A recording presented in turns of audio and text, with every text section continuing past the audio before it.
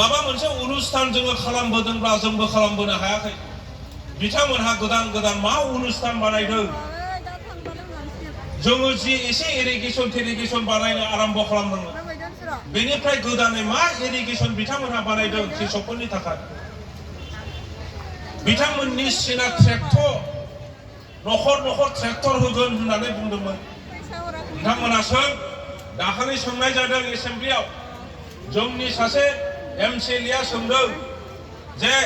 ইউপিপিএলে কৈছিলে যে ঘৰে ঘৰে চাকৰি দিব ঘৰে ঘৰে ট্ৰেক্টৰ দিব বুলি কৈছিল এতিয়া 3 বছৰ অতিক্ৰম হ'বলৈ গৈ আছে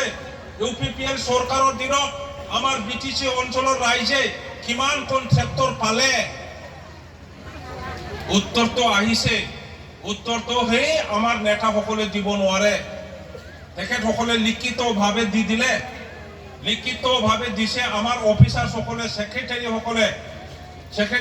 সকলৰ এখন আহে এখন নাযায় যি সত্য কথা হয়তো লিখি দিছে তাতে আহিছে উত্তৰটো শূন্য ট্ৰেক্টৰ দিব পাৰা নাই দিয়া হোৱা নাই এইটো কি কমিটমেন্ট ৰাইজক যেনেকৈ ভুৱা কথা দিছিলে ঘৰে ঘৰে চাকৰি দিব আজি চাকৰি দিব পাৰা যিটো ক্ষমতা সেই ক্ষমতা বিটিসিৰ লগত আৰু নাই এই চাকৰি দিব পাৰা ক্ষমতাটো আসাম গভৰ্ণমেণ্ট ঘূৰাই লৈ গৈছিল মানাহত বহুত পোষ্ট এতিয়া খালি হৈছে মোৰ দিনত মই 15 বছৰ ফৰেষ্ট ডিপাৰ্টমেণ্ট চাইছো 15 বছৰত যি আমি চাকৰি দিব পাৰিলো আপোনালোকৰ এই অঞ্চলৰ বহুত লৰাই চাকৰি পাইছে কিন্তু এতিয়া 3 বছৰত বহুত ভ্যাকেন্ট পোষ্ট খালি পোষ্ট হৈ আছে কিন্তু সেই ইউপিপিএল চৰকাৰে এটাও ফৰেষ্ট গাৰ্ডৰ চাকৰি দিব নোৱাৰে নাই বিটিসি দংশ जाबाय आइफोर आफाबाय बे सरलथा डिपार्टमेन्ट लांफिनबायनो होननायखौ बिथांमोनहा गुबुन रावै बुङो जों बुंनायखौ रायजो राजाफ्रा मिन्थियोब्ला गावसोरजे धंस जागोन जोंनाबो रायजो राजाफ्रा बारा बुजिनो नागिरा बे एबसुनि सेंग्राफोर जाहैबाय जोंनिनो फिसाजो बिदि सानफ्रांनानै बिसोरलाय मानो अयनाय मावसै सानफ्राङो बेखायनो फिसाजोआ जेरै थाङो बिमायाबो बेजों थांफायो फिसालाया जेरै थाङो बिफायाबो बेजों थांफायो भुल दिनै एबसुनि सेंग्राफ्रा छात्र छात्री बिसोरो जुदि गावसिनि मास्टारखौ सासन खालायो दिनै प्रफेसारफोरखौ एबसुनि सेंग्राफ्रा सासन खालामना खालामाखै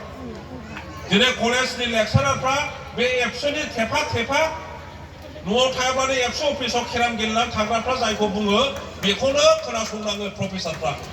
बे समाज जागोन नामा जोंनि बुद्धिजीबि लेखा गोरों मानसिफोरनि खोथाजों सोलियाब्लानो बे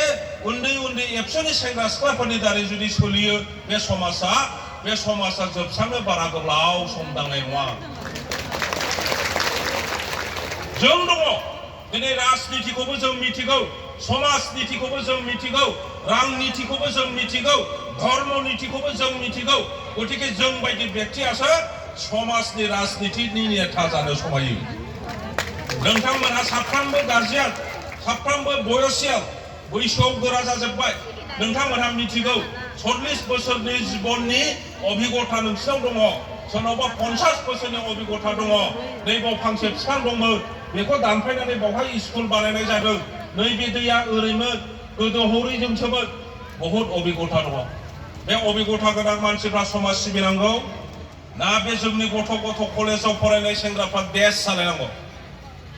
बेखायनो आइफोर आफाफोर जी जाबाय भुलजों मोनसे बिश्वास खालामनानै परिवर्तन फैगोन सानफ्रांलायबाय परिवर्तन फैगोननो आयै इउपिपिएलनो भटखौ हो धमकिना होबाय फिसालायाबो सानबाय आंना फिसालाया खिजानि इउपिपिएल सरकार फैयोब्ला साख्रि मोनमारगोनलाय खोमा गारि गंसे न'आव लानो हागोनलाय खोमा साहानि न'खौ इटानि बानायनो हागोनलाय खोमा सिथ्लाखौ एसे हाब्रु जाबाय थायो गाग्लिनानै गोलैयो बोराय बुरै समाव खिजानि प्लास्टार होनानै लानो हागोनलाय खोमा आसा दंमोन ना गोबां आसा थिनानै भट होदोंमोन बिथांमोननो सरकारबो दादों किन्तु जि आसा खालामदोंमोन बे आसाखौ रावबो मोनाखिसै बेखायनो बिथांमोननि दिना बारा गोबाव गैला मोनसे मा होनना बुङो बेखौ सावनाङो साव जाय मानसिया साव होननाय बुस्थुखौ बुजिया बा बिश्वास खालामा बिसोरो नुलांबाय थागोन गावनि जिबनाव बोरै अयनाय जुदि मावो आजिखालिनि सावा फाबा दे मा होनो देनेन दिया माने लगे लगे दा जुदि फाब मावदोंब्ला बोसोरसे बोसोरनैनि उनावनो नोङो बे फाबनि रेजाल्टखौ उपभोग खालामसिगोन बे रोखोम धरननि थायो ओंखायनो राजनितियावबो रावबो गवा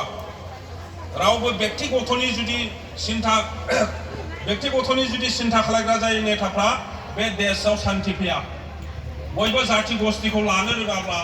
बयबो धर्मावलम्बी प्रत्येक धर्मनि मानसिफोरखौ लानो रोङाब्ला बे राजनितिका जोरा दिनै बिथांमोनखौ जों बिदि नुदों सोरबा मुस्लिमफोरखौ नासयो सोरबा बर'फोरखौ नासयो सोरखौबा बे रोखोम गोदाव सोराव खोथा बुङो बिदिजों जोङो जाथि दानो हाया बिदिजों बिटिसिनि समाज दानो हाया दे बिदिब्ला जोङो ककिलाबारि हिसाबै आगोलनि जि इलेक्सन प्रमद बर' देरहालांनायाव जोङो बिपिएफनि नेताया केन्डिडेटआ जि भट मोनदोंमोन थांनाय बाय इलेक्सनाव खिन्थु बांसिन मोनदों बेखौ खेयाल दंना गैया नोंसोर मिन्थिगौना बाय इलेक्सनाव जोङो बांसिन मोनदों माने एक बोसोरानो जाबावाखैमोन बेनि गेजेराव इउपिपिएलनि मानसिफोरनो जाया भट होदोंमोन बाय इलेक्सनाव बिसोरनो आरो होआखै बिपिएफनोसो होदों गतिके दा आरोबाव एक बोसोरनि बारा थांबावबाय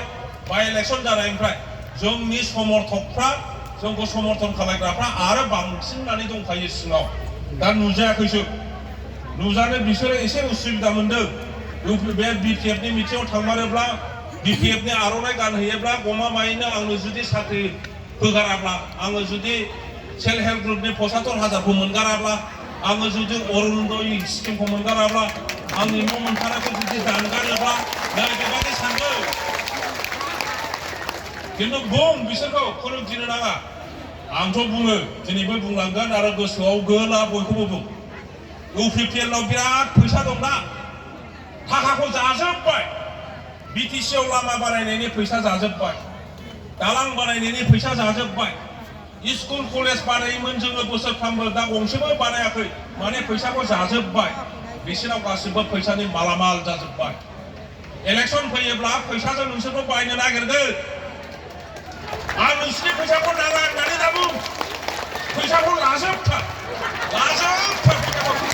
आरो अखानायनानै फैसा बिहै खिन्थु भटखौ गांसेबो दाहो बिसोरो मिन्थिबाय बयखौबो बेखौबो जेसेबां फैसा होयो ला गावसोर होफैदों नालाय आरो नांगौब्ला बिना लायबाव